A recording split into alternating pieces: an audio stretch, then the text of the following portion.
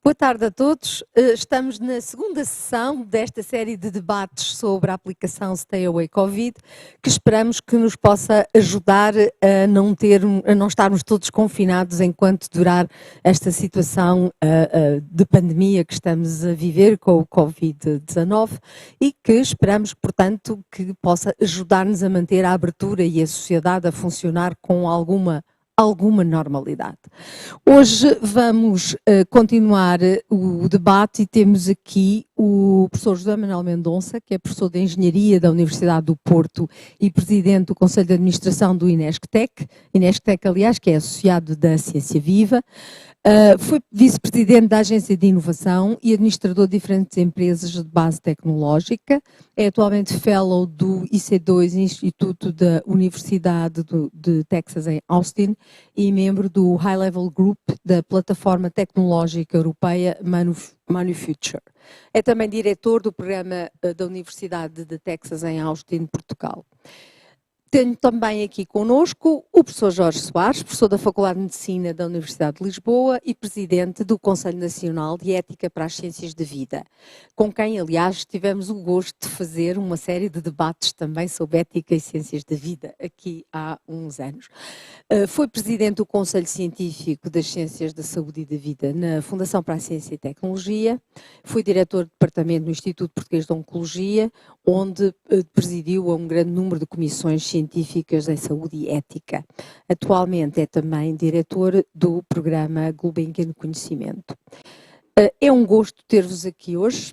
Vamos começar por, se calhar eu começaria com o professor Jorge Soares, porque o Conselho de Ética para as Ciências da Saúde emitiu um parecer, fez um parecer, uma posição, aliás, em junho estava ao mesmo tempo a aplicação Stay Away Covid a ser ainda feita e emitiu uma posição sobre um conjunto de requisitos que uma aplicação de tal tipo deveria ter.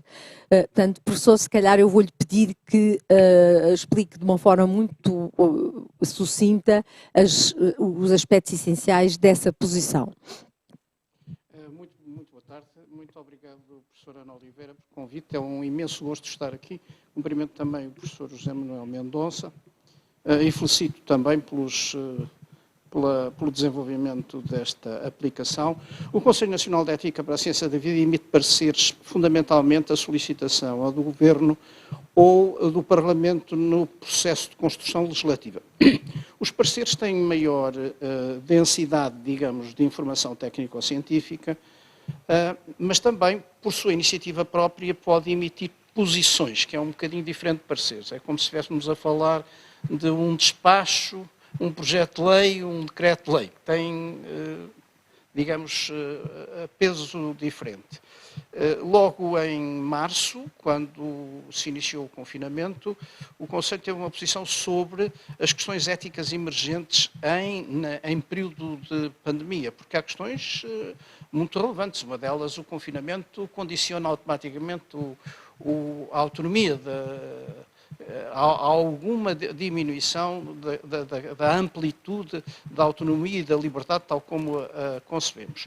E já na altura não abordámos esta questão do desenvolvimento tecnológico, de possibilidade de aplicação a rastreio, porque nos pareceu que ainda estava muito em princípio, tinha havido o desafio da Comissão Europeia aos países para o desenvolvimento de aplicações deste tipo, desconhecia-se muita informação e, portanto, deixámos isto a um tempo ulterior e só em junho é que voltámos a reunir, já em forma virtual, e emitimos esta posição. Esta posição é uma posição genérica, não é uma posição sobre a aplicação que foi desenvolvida em Portugal, aliás, sobre a qual não nos foi pedido formalmente nenhum parecer, quer por um Parlamento, quer pelo Governo.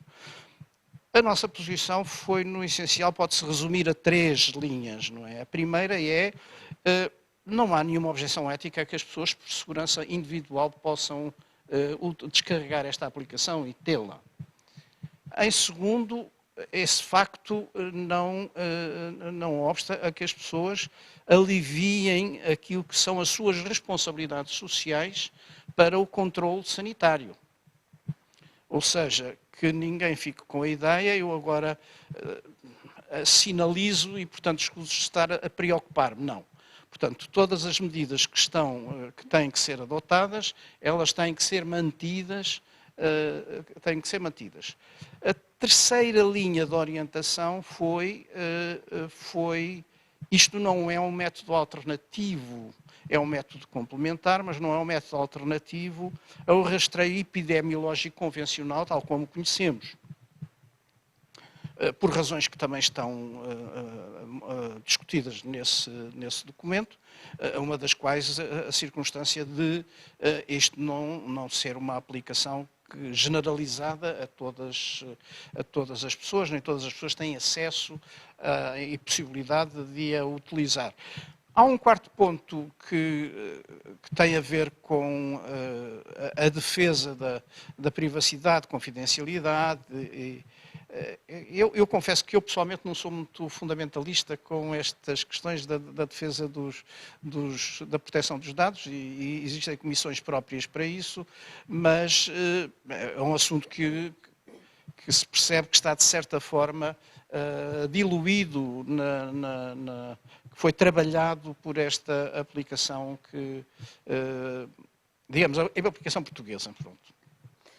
Claro, nós também na sessão anterior falámos ao explicar o funcionamento básico desta aplicação, que isto não estava a dizer se a pessoa estava contaminada ou não, que não era esse o objetivo, nem a aplicação tinha capacidade para isso. Também está aqui a chamar a atenção que a aplicação não diz eu tive um contacto ou estou contaminado e agora aviso toda a gente e vou continuar a andar por aí porque estou a avisar toda a gente. Obviamente que não é isso. Eu agora perguntava então ao professor José Manuel Mendonça, do lado da instituição que desenvolveu, ou uma das instituições que foi parceira no desenvolvimento desta aplicação, se tiveram na altura conhecimento, já tinham conhecimento desta posição e de que forma é que, ao desenvolverem esta aplicação, foram ao encontro destas condicionantes, digamos assim. Muito boa tarde. Eu gostava de agradecer à Ciência da Vida a oportunidade para este debate, cumprimentar a Ana Noronha e o professor Jorge Soares, a quem eu desde já muito agradeço a posição do Conselho Nacional de Ética para as Ciências da Vida, que nos ajudou, devo dizer que nos ajudou. Tenho aqui comigo e estive a revisitá-lo, mas não foi só agora. Ajudou-nos porque é muito importante para que nós tivéssemos tido, foi importante para que tivéssemos tido a percepção de mais um contributo importante para o desenvolvimento da aplicação. Eu devo dizer que estou de acordo com o que o professor referiu e ia só para já centrar-me em dois aspectos. É complementar o rastreio convencional, claro, obviamente, não substitui, é complementar.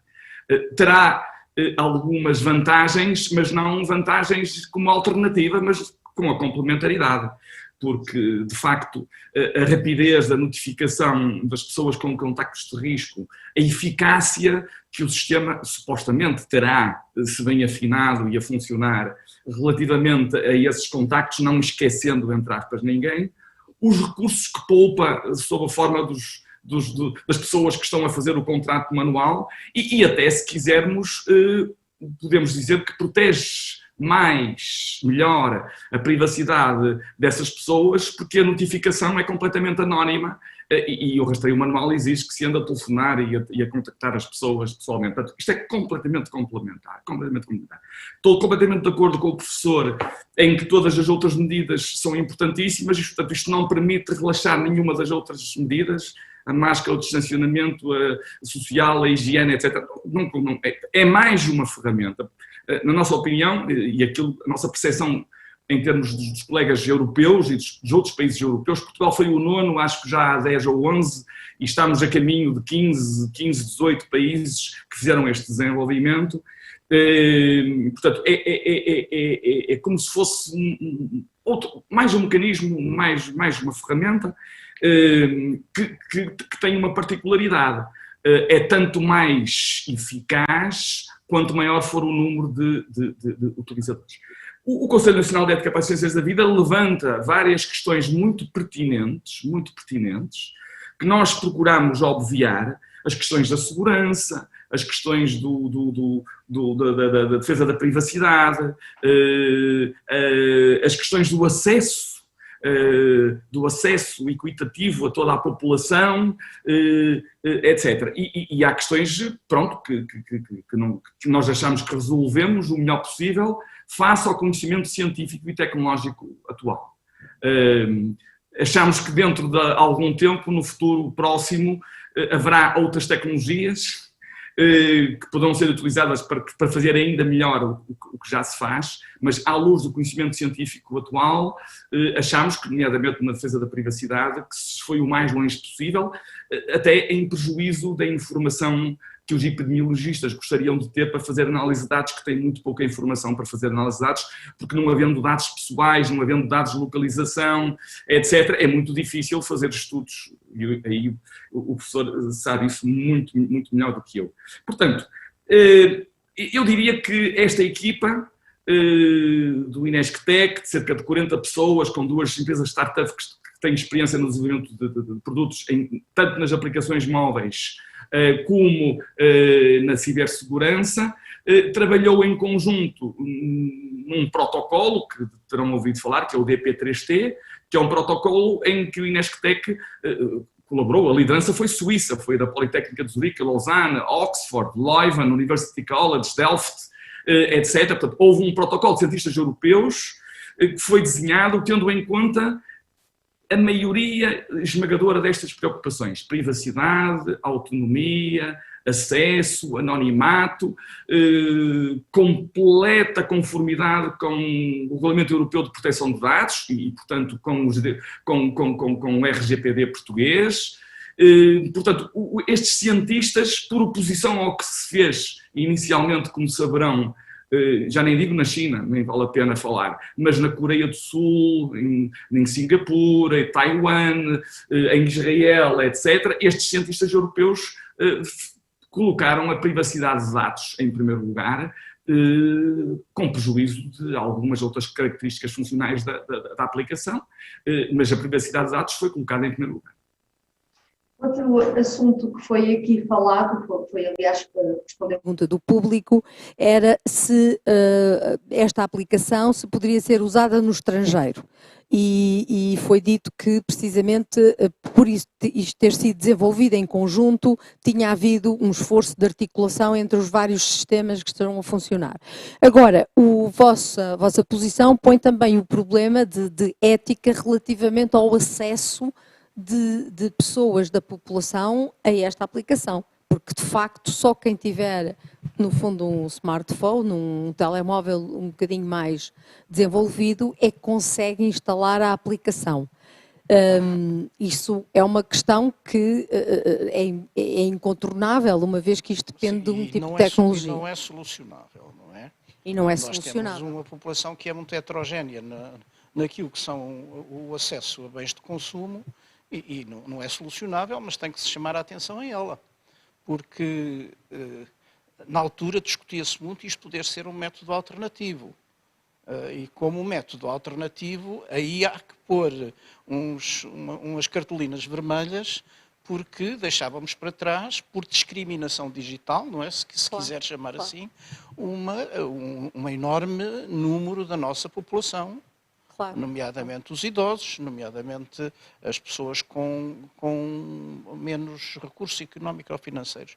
Eu gostaria só de levantar uma questão que não está, aliás, nesta posição, mas que para mim me tem chamado a atenção, é que se tem procurado informar sobre como funciona o equipamento, mas não como se deve comportar o cidadão. Eu acho que isso que é vital, porque se não houver a adesão, pressupõe compreensão. Isto é, se eu sinalizar, o que é que eu imediatamente tenho que fazer a seguir? Se eu telefonar para a linha de saúde 24, a resposta, o que é que irão perguntar-me? se eu não tiver nem febre, nem tosse e não sei o quê, qual é o comportamento a seguir que é previsível que eu vá tomar? Portanto, há aqui nós temos que ter algum foco na informação do cidadão e não tanto no funcionamento do equipamento. Claro, e aqui já vai depender também da ética Isso é individual. fundamental, porque Vai senão depender podemos também. confundir informação com marketing e isso é que não se deve fazer, a meu ver, não é? Porque a adesão supõe claramente a compreensão. É por isso, por alguma fadiga nessa falta de compreensão, que a gente provavelmente que em alguns países a gente está a ver que a adesão não está a corresponder às expectativas de quem procurou desenhar e contribuir para uma solução que pudesse ajudar neste momento. Não é? Claro. Há aqui uma questão também de ética individual. Eu recebo um alerta a dizer que posso estar contaminado. E depois a seguir, o que é que eu, como cidadão, tenho que fazer? Porque ao deixar a iniciativa ao cidadão, põe-se uma questão ética a cada um de nós, não é? O que é que eu devo fazer? É uma questão de responsabilidade individual, não é? Essa era a minha questão há bocado. Ou seja, nós temos informação sobre o equipamento, como funciona, mas temos que ter informação como é que o cidadão, aquele que tem um resultado positivo, esse é mais fácil. Esse tem que introduzir, tem que comunicar com o seu médico, não é fácil, e tem que introduzir o código. Portanto, tem ali uma responsabilidade individual para com os outros. Agora, quem recebe a informação e que se sente bem, o que é que deverá fazer? Pois, isso é uma questão que imagino que a DGS terá de agora, sobre a aplicação Covid, ver a melhor forma de utilizar essa aplicação, os dados que não são dados, quer dizer, a informação que vai sendo coletada sobre a forma como a pandemia evolui, como estes contactos se processam. Eu creio que o Sr. Jovenel Mendonça concordará comigo que nós precisávamos ter um acompanhamento com as autoridades de saúde que nos permitisse ter alguma percepção, a percepção pública da eficácia e da utilidade real deste instrumento, que é um instrumento naturalmente valioso. Quer dizer, nós estamos a pôr muito ênfase de quantas pessoas descarregaram a aplicação, como parecem quase os likes do Instagram, ou lá como se dá, mas o que eu gostaria de saber é assim, ao fim de 2 semanas, o Saúde 24, quantos potenciais doentes foram recrutados através desta via?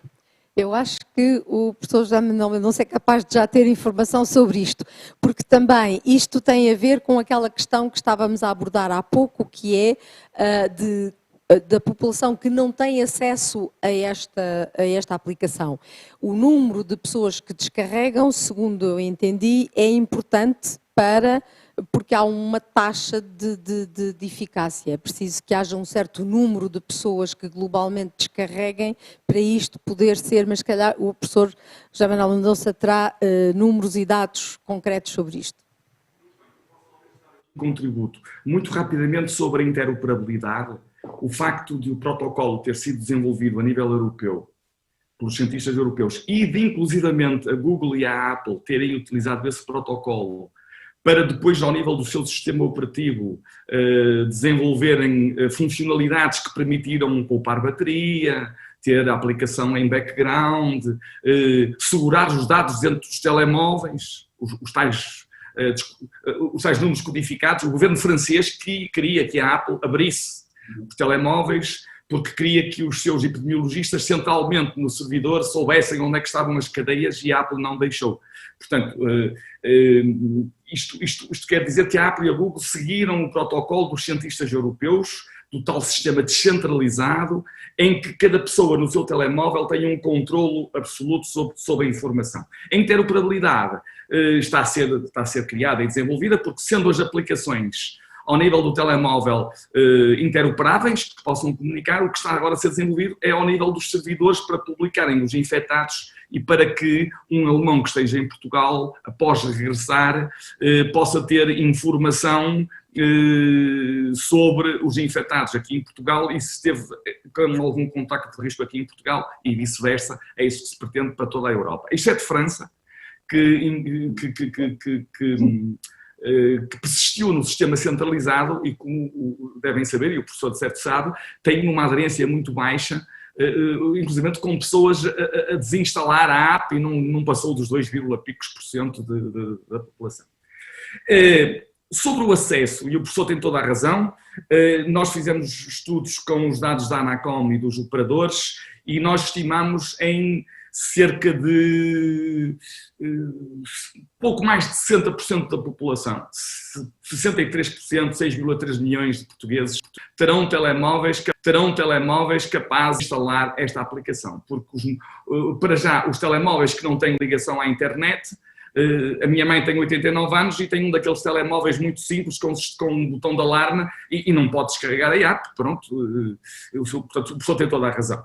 Mesmo os telemóveis, os smartphones anteriores ao modelo 6S da Apple e ao Android 6.0 também não podem instalar a app. Portanto, feitas as contas, nós temos um potencial de 6.0, também não podem instalar a app. Portanto, feitas as contas, nós temos um potencial de 6,3 milhões de portugueses que podem instalar a app e os outros 3. Dizem os especialistas, e em alguns países, a Suíça começou há 2 meses e meio, lançou há 2 meses e meio, já começa dizem os especialistas, e em alguns países, a Suíça começou há 2 meses e meio, lançou há 2 meses e meio, já começa a haver números que permitem fazer estudos, e já lá vamos ao acompanhamento, que o professor referiu que é muito importante esse acompanhamento, porque há 910 mil pessoas que fizeram, 910 mil que fizeram o download, que instalaram, mas isso não é relevante.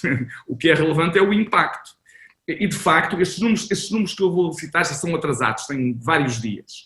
De facto, tínhamos há uns dias 108 códigos descarregados pelos médicos do servidor que está ligado ao Trace Covid e 38 pessoas que introduziram os códigos e alertaram as centenas de pessoas com quem estiveram. Eu não tenho neste momento o número de chamadas para o SNS 24, sei que houve muitas dezenas, mas não tenho os números. Nós, tenho que confessar, ainda não afinamos a forma automática de ter estes números atualizados. Isto mostra que aquela questão que a Ana e o professor levantaram da ética, da responsabilidade individual é muito importante e vai ter agora que se insistir muito nisto, porque parecerá, podemos dizer, alguns médicos fizeram a descarga dos códigos só para ver como é que aquilo funcionava, portanto a diferença entre 108 e 38 não é 3 vezes mais, ou não é 2 vezes e meia mais.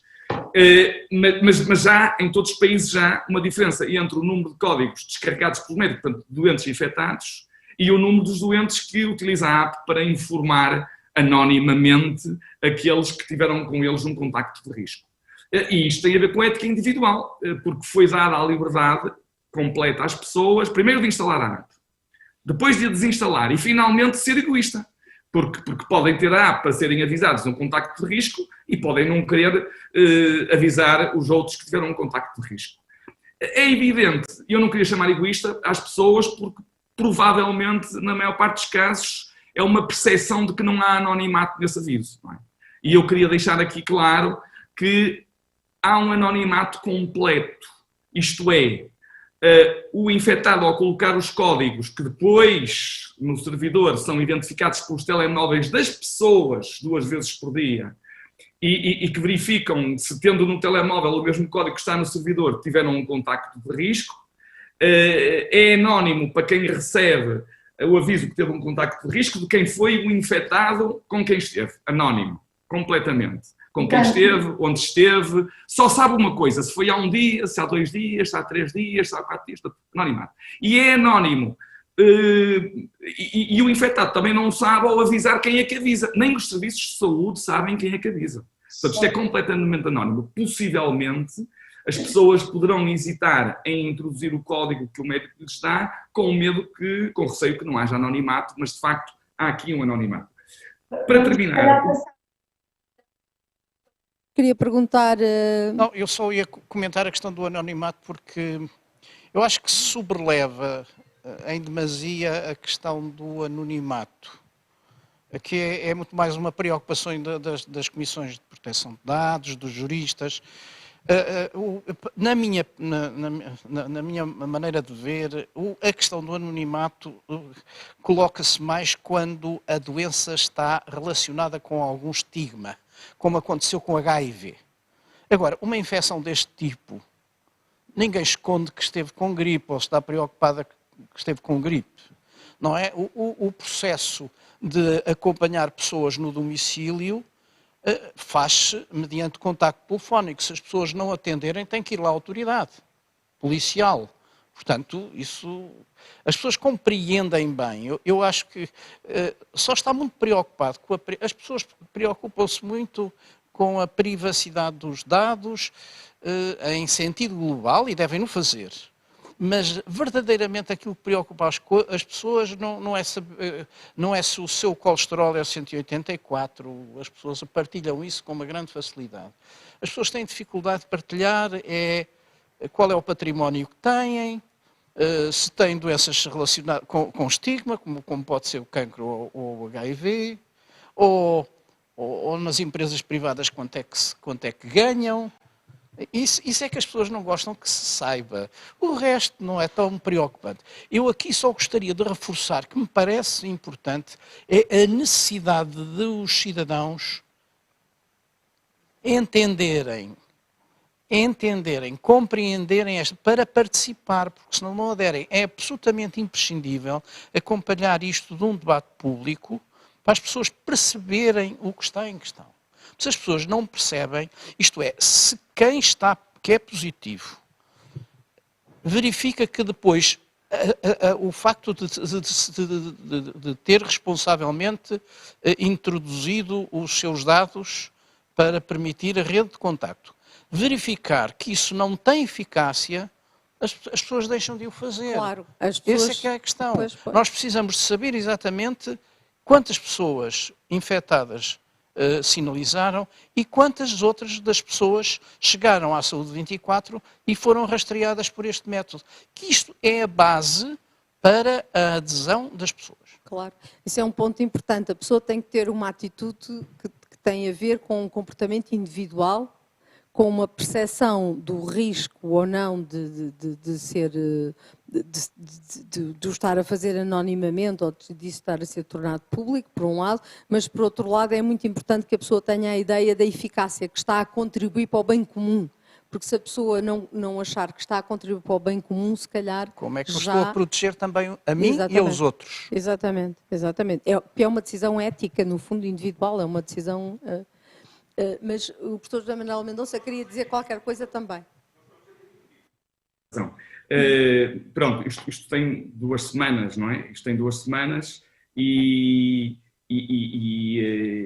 isto é como o professor já disse, eu diria que isto não é uma aplicação, é mais do que isto, é uma aplicação com os 2 servidores e com pessoas a interagir, com os médicos, com os doentes, portanto, isto é uma rede social, se quisermos, entre aspas, não é? Portanto, isto é um sistema complexo e, como o professor disse, e muito bem, é preciso que as pessoas percebam bem como é que funcionam e que percebam o impacto.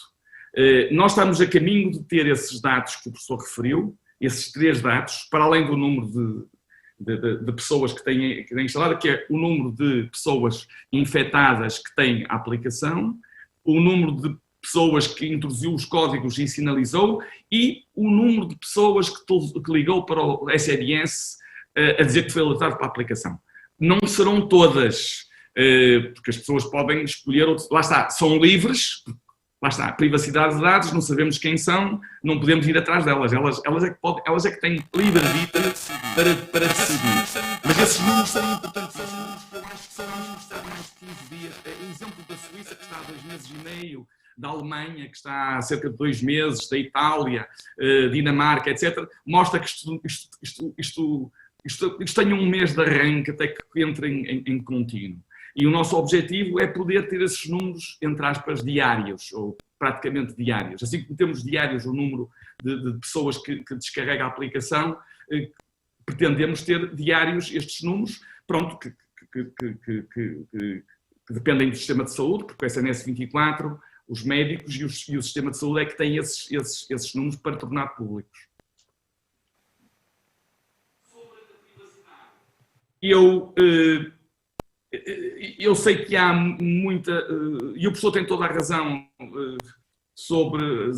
As pessoas têm toda a razão em estar preocupadas porque há 2 gigantes tecnológicos que têm os telemóveis e o sistema operativo, 2 no mundo, para já. Provavelmente vai haver um chinês qualquer dia, mas pronto, um terceiro, mas são 2. E esses gigantes tecnológicos estão sempre suspeitos de estar ligados a redes sociais e a abusos, nós sabemos destes casos.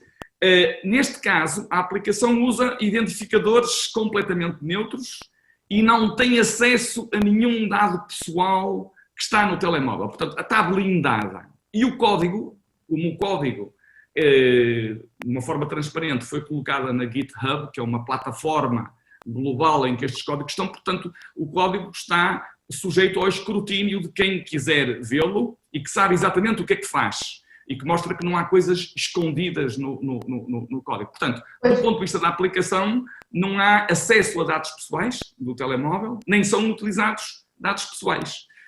Claro, se me perguntam, mas é 100,00000% seguro? Eu digo, isso não existe 100,000% seguro.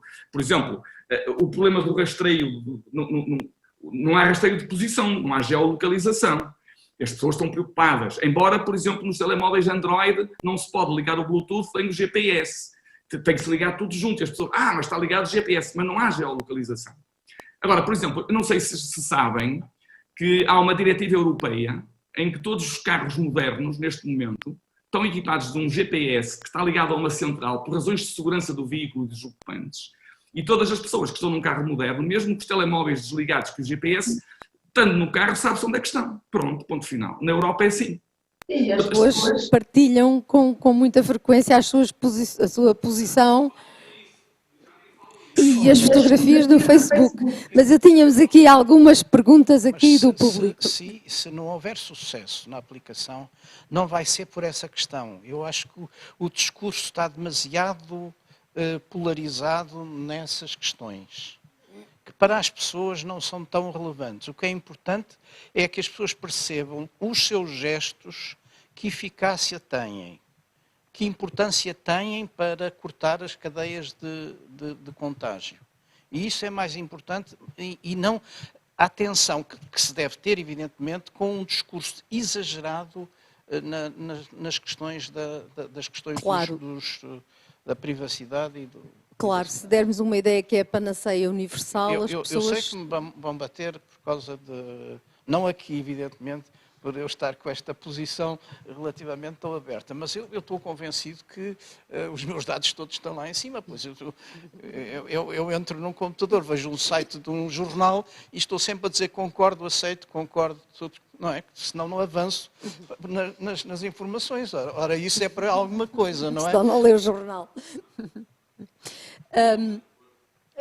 Guiamos agora aqui. Que nós vamos tomar seriamente em conta e vamos procurar, na medida do possível. Nós somos muitas vezes conduzidos pelos jornalistas e pelos informáticos e pelos juristas, não é? Mas o professor está aqui a levantar uma perspectiva que nós já sabíamos, mas que às tantas merece muito mais importância no debate público, que é a importância do gesto, o impacto na saúde pública do gesto individual. Não é? Exatamente. É muito importante. Exatamente. Nós só vamos lá contra esta pandemia, por um lado a ciência e os desenvolvimentos tecnológicos que nos ajudam e, por outro lado, o comportamento individual de cada um de nós. E aí há um ponto, de facto, muito importante, que é a compreensão do bem comum, a compreensão da vida em sociedade e de como é que nós vamos ter que nos ajustar enquanto não conseguirmos dominar por outros modos esta pandemia. A compreensão do que nos é pedido. A compreensão do que nos é pedido e a compreensão da nossa responsabilidade individual. Não é? Como da nossa responsabilidade individual. Continuamos a ter aqui algumas perguntas. Há pessoas que, pelo contrário, são tão entusiásticas que dizem que se a aplicação é segura e não envolve os dados, porque é que não deve ser tornada obrigatória? Isso aí eu e pedi ao professor Jorge Soares para responder como é que nós... As aplicações procuram ser seguras, mas como disse o senhor professor, têm esse objetivo. Depois, as pessoas têm que assumir as suas responsabilidades, mas também os seus direitos, não é? E nós não devemos... Olha, só para dizer uma coisa, isto a propósito de informação e compreensão. Eu recordo-me quando foi o lançamento, o senhor Primeiro-Ministro disse uma coisa que eu fiquei arrepiado, que é, exibiu o telemóvel, isto é um dever cívico. E eu lembrei-me imediatamente de um grande amigo meu, um grande cientista do Porto, que por anonimato não vou dizer quem é, que não tem telemóvel. Se calhar até já está a perceber quem é. Nem tem, nem nunca teve. E, portanto, a minha vontade foi imediatamente mandar-lhe um mail a dizer que ele está em cumprimento cívico há décadas. Há décadas. Não, mas portanto, se calhar... a liberdade individual é um valor inestimável. E esse tem que ser protegido de todas as maneiras. Independentemente das pessoas que não têm porque não têm, há as pessoas que não têm porque não querem ter. A obrigação pode ficar lá para a Coreia do Norte e para, não, mas a obrigação... para a China e etc. A obrigação cívica pode ser legal. Para quem tem, mas mesmo assim isto nunca poderia ser apresentado como obrigação, mas como mas um ato de cidadania. Nós temos aqui muita coisa que aprender, como disse o senhor professor.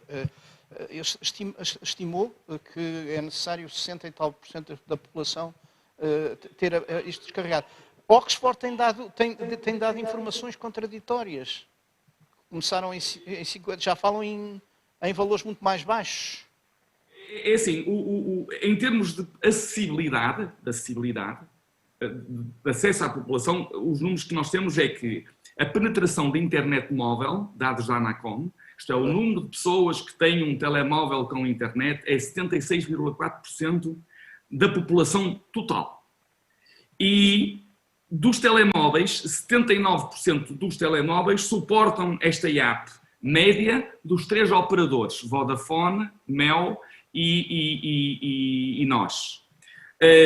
Portanto, se formos já por data e virmos que Portugal tem 10.340.000 habitantes, aproximadamente, a app pode ser utilizada potencialmente por 6.240.000. A experiência dos outros países mostra que quando começa a chegar aos 15%, 20%, o número de infectados com a aplicação e o número de pessoas que colocam os códigos e avisa as pessoas com quem voluntariamente teve contactos de risco, começam a ser significativos e começam a ajudar. De qualquer forma, e como o professor muito bem disse, isto está no início, tem que ser estudado, tem que ser acompanhado, os epidemiologistas têm que olhar para isto e pessoas de fora. Eu lidero uma equipa de pessoas de ciência da computação, especializados naquilo que se chama o Privacy Preserving Computing, como é que nós fazemos estas coisas preservando a privacidade, mas pronto, isto aqui é uma ferramenta, isto é uma ferramenta amoral, que não tem moral nem ética, que tem agora a ser utilizada, pronto, por quem sabe, por um sistema, pelos médicos, pelos epidemiologistas e pelo governo com as decisões. Eu também concordo não concordo que tivesse de ser obrigatória e nunca poderia na Europa, em nenhum país, ser obrigatória. Aliás, a Alemanha, a Inglaterra e a França, no início, tinham uma versão dita centralizada deste sistema, em que a única diferença era que, em vez de ser o meu telemóvel, todos os dias vai 2 vezes ao servidor ver os códigos dos infectados para ver se eu tive algum contacto de risco, não é o meu telemóvel, é o servidor que vai aos telemóveis ver isso. Isso fez com que a Alemanha e a Inglaterra recuassem, Israel foi o primeiro a recuar, e a França, que não recuou por razões políticas, está num beco sem saída. Portanto, a população da Europa, com os seus valores, com o seu nível de cultura, não aceita obrigatoriedades, não aceita esse tipo de... E nós estamos enquadrados aqui e, portanto, eu também não concordo, não pode ser obrigatório. Tem que ser, como o professor disse, pela persuasão. Nós temos um lema que é, num videozinho de publicidade, que é proteja-se a si, proteja-se a todos. Agora, o professor levantou aí um aspecto que é preciso explicar melhor como é que isso se faz. Esse proteja-se a si, proteja-se a todos, é fácil de dizer, é explicar o mecanismo, como é que eu, protegendo-me a mim, instalando e colaborando, também protejo os meus amigos, a minha família e os meus colegas de trabalho e vice-versa, como é que eles, protegendo-se, eles me protegem a mim, digamos. E é nesta, agora vou dizer talvez uma coisa não muito correta, é nesta imunidade de grupo que se ganha com muita gente, que não é preciso ir aos 60%. Não, há estudos feitos nos Estados Unidos e Inglaterra, até pela Universidade de Oxford, que dizem que se 15% da população tivesse a aplicação, haveria 15% menos infectados e 8% menos mortes. É pouco, mas 8% menos mortes, se fizermos a conta a quantos são, é muito significativo. Isto são estudos, valem que valem. Basta um, não é? Basta poupar um. Estamos quase a chegar ao fim. Vamos ver aqui mais alguma pergunta. Os grandes medos das pessoas são, de facto, da privacidade. Estava aqui a ver uma pergunta que é: se eu testar positivo para Covid, mesmo que não tenha sintomas, sou obrigado a comunicar à entidade patronal? E até que ponto é que é ético não o fazer? Portanto, isto resume muito dos problemas que vão na cabeça das pessoas, sobretudo se não perceberem bem qual é o mecanismo e se não perceberem bem a sua responsabilidade, também como cidadão, perante os outros. O tal dever cívico, chamemos-lhe assim, a sua responsabilidade perante os outros. Se calhar... eu estava a ver aqui mais alguma pergunta. Sempre as preocupações da segurança, se houve alguma auditoria à segurança da aplicação aos servidores. O GPS já foi respondida, a questão do GPS. E se foi seguro, pronto. Nós... temos ideia já ainda não há um estudo assim concreto do quanto é que isto permite reduzir. Pronto, é esses estudos que temos que fazer. No caso concreto português ainda é cedo, visto que a aplicação ainda começou a ser utilizada há muito pouco tempo. O senhor professor é que é o técnico, o cientista técnico, mas eu acho que estamos todos a aprender, e muitas vezes fazem-se demasiadas afirmações muito categóricas que depois são desmentidas. Eu nunca vi período da vida em que houvesse tanto retraction de artigos científicos publicados em revistas muito boas, porque não têm depois sustentação. Quando os artigos são retirados, não é? É pela primeira vez que a ciência está a ser anunciada pelos políticos. Os grandes factos científicos, por exemplo, sobre as vacinas, quem anuncia são os presidentes da República. Portanto, isto é uma maneira diferente estamos a fazer ciência mediática, à vista de toda a gente. E isto é novo porque também tropeçamos com frequência em valores que depois têm que ser desmentidos, não é? Quer dizer, eu acho que temos de ter um bocadinho mais de paciência e um bocadinho mais de prudência. Relativamente a esta aplicação, eu acho que é preciso articular componentes que eu agora me apercebi que não estão articulados. Os médicos, digamos, os utilizadores periféricos que os devem dar informação, não estão suficientemente informados, não estão suficientemente formados nesta aplicação. Não há uma ideia certa, e daí, se calhar, alguma proteção dos serviços públicos relativamente à necessidade depois de fazer testes e não haver capacidade para fazer testes. Portanto, é necessário articular estes componentes para o sucesso. Porque se estes componentes não forem articulados, cidadãos, profissionais de saúde, autoridades de saúde, o esforço dos cientistas pode ficar aquém daquele da utilidade que poderia ter o seu trabalho, o que eu acho. E o que parece... É essa, costuma-se falar na last mile, é essa última milha, é esse passo que falta fazer. Agora, a questão, porque é que não fizeram antes? Eu acho que estamos todos a aprender, mesmo nos outros países europeus que estão 2 meses adiantados, também estão a aprender, estamos todos a aprender. E há um fórum europeu dos cientistas que desenvolveram esta aplicação, que troca informação, mas estamos todos a aprender e de facto o professor pisou aí 2 ou 3 aspectos, sobretudo esse aspecto da importância e do impacto do gesto, da decisão, da participação, que é comum a outros países europeus. É esse o grande desafio, eu diria que é esse o grande desafio. Concordo plenamente, estamos todos a aprender. E o tempo de aprendizagem é um tempo de humildade, que nos deve muitas vezes refriar em algum impulso para o anúncio de virtudes e, sobretudo, na velocidade com que as podemos adquirir, porque estamos a lidar com pessoas que é uma coisa que são provavelmente é muito mais difícil lidar com pessoas com redes informáticas. Exatamente. Vamos ter que terminar. Eu acho que os nossos convidados de hoje tiveram a amabilidade de sumarizar, de fazer um sumário das conclusões e, portanto, eu não preciso de acrescentar mais nada.